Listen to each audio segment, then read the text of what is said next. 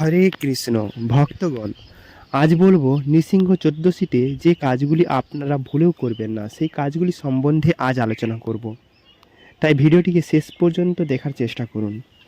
আর আপনি যদি আমার এই চ্যানেলে নতুন হয়ে থাকেন তাহলে অবশ্যই চ্যানেলটিকে সাবস্ক্রাইব করে আমার পাশে থাকুন ও পাশের বেল আইকনটিকে অবশ্যই প্রেস করে দিন। আর যদি ফেসবুক থেকে এই ভিডিওটি দেখে থাকেন তাহলে অবশ্যই ফলো করতে ভুলবেন না। তাহলে চলুন শুরু করা যাক। নৃসিংহ চোদ্দশীর দিনে ভুলেও দেরি করে ঘুম থেকে উঠবেন না।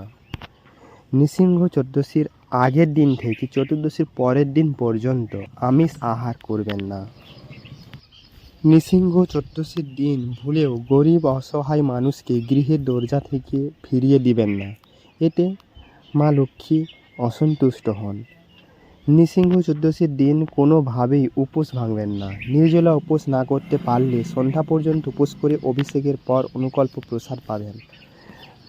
নৃসিংহ চোদ্দশীর দিন ভুলেও কাউকে ছোট করে অপমান করে কথা বলবেন না, এতে নৃসিংহদেব তার উপর ক্ষিপ্ত হন।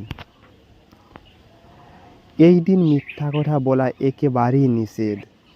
নৃসিংহ চোদ্দশীর দিনে কোনো প্রকার নেশা জাতীয় দ্রব্য গ্রহণ করবেন না এবং এই দিন জুয়া খেলবেন না। নৃসিংহ চোদ্দশীর দিনে স্ত্রী সঙ্গ, নারীদের দিকে কুদৃষ্টি, অবৈধ সঙ্গ অবশ্যই বর্জনীয়। নৃসিংহ চোদ্দশীর দিনে কোনো প্রকার গাছ কাটবেন না, পারলে প্রচুর পরিমাণে গাছ রোপণ করবেন। নৃসিংহ চোদ্দশীতে স্টিল বা লোহার থালা, ঘটি, প্রদীপ ইত্যাদি ব্যবহার করবেন না। তামা বা কাঁসার বাসন ব্যবহার করবেন। নৃসিংহ চোদ্দশীর পূজায় যে ফুল ব্যবহার করবেন তা যেন অবশ্যই টাটকা হয়। পুরনো বাসি ফুল পুজো শুরু করার আগে ঠাকুরঘর থেকে সরিয়ে ফেলুন। এই দিনে অবশ্যই পরিষ্কার জামা কাপড় পরে পুজোয় বসবেন। তবে এদিন পাট বস্ত্র পরিধান করা যাবে না, কালো রঙের বস্ত্র পরিধান করবেন না। এই দিনে দান, জপ, কীর্তন, নৃসিংহদেবের অষ্টোত্তর শতনাম স্তব স্তুতি করতে ভুলবেন না। এই দিনে ক্ষৌর কর্ম, বিভিন্ন অ্যালকোহল মিশ্রিত প্রসাধনী ব্যবহার করবেন না। মা লক্ষ্মী অসন্তুষ্ট হন এমন কোনো প্রকার কর্ম এই দিনে ভুলেও করবেন না, তাহলে মা লক্ষ্মী চিরতরে আপনার গৃহ ত্যাগ করবেন। আপনি যদি প্রসাদভোজী না হন তাহলে ভুলেও নৃসিংহ বিগ্রহতে অভিষেক করবেন না। আমিষভোজীরা নৃসিংহদেবের ছবিতে বা চিত্রপটে অভিষেক করবেন।